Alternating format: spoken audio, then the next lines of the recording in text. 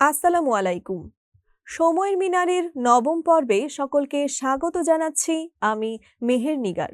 আজ আমরা জানব মদিনার পশ্চিম প্রান্তে অবস্থিত মসজিদে কেবলাতাইন সম্পর্কে। কেবলাতাইন মানে হলো দুই কেবলা। ইসলামের ইতিহাসে এটি একমাত্র মসজিদ যেখানে এক ওয়াক্তের নামাজ দুই দিকে ফিরে পড়া হয়েছিল। দর্শক, ঘটনাটি শুনতে খুবই নাটকীয় মনে হয়। চলুন জেনে নেই ঠিক কী ঘটেছিল সেদিন। হিজরতের পর নবীজি সাল্লাল্লাহু আলাইহি ওয়াসাল্লাম এবং সাহাবীরা প্রায় ১৬-১৭ মাস জেরুজালেমের মসজিদুল আকসার দিকে ফিরে নামাজ পড়তেন। কিন্তু নবীজি সাল্লাল্লাহু আলাইহি ওয়াসাল্লামের মনে সুপ্ত ইচ্ছা ছিল ইব্রাহিম আদম আলাইহিসাল্লামের তৈরি কাবা ঘরই যেন মুসলমানদের কেবলা হয়। তিনি প্রায়ই আকাশের দিকে তাকিয়ে থাকতেন ওহির অপেক্ষায়। দিনটি ছিল সোমবার।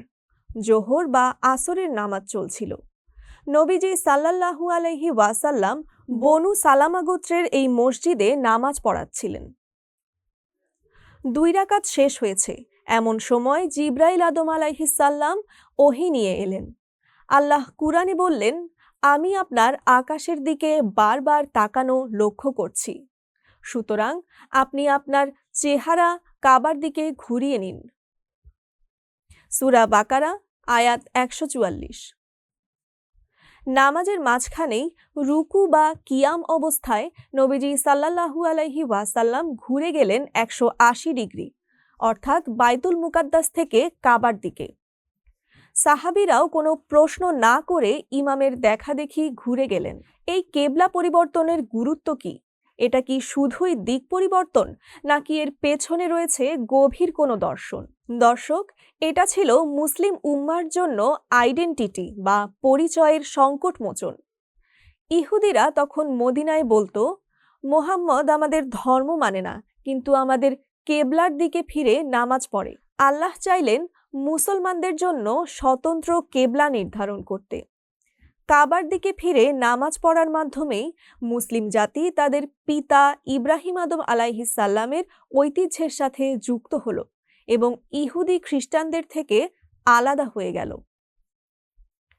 এটা ছিল মুসলিমদের পূর্ণাঙ্গ স্বাধীনতার ঘোষণা। আপনারা কি জানেন মসজিদে দুই দিকের দুইটি মেহরাব আছে?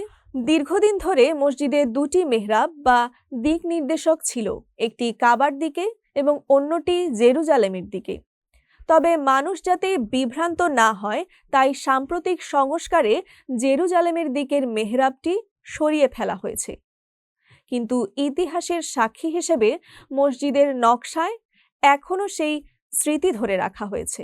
দর্শনার্থীরা এখানে এসে সেই ঐতিহাসিক মুহূর্তটি কল্পনা করেন, কিভাবে একদল মানুষ আল্লাহর হুকুমে মুহূর্তের মধ্যেই নিজেদের দিক পরিবর্তন করেছিলেন। আনুগত্যের নিদর্শন হিসেবে এর চেয়ে বড় উদাহরণ আর হতেই পারে না। আল্লাহ যেদিকে ফেরাবেন মুমিন সেদিকেই ফিরবে বিনা প্রশ্নে। আগামী পর্বে আমরা যাব হজের মূল কেন্দ্র আরাফাতের ময়দানে। সাথেই থাকুন। আল্লাহ হাফেজ।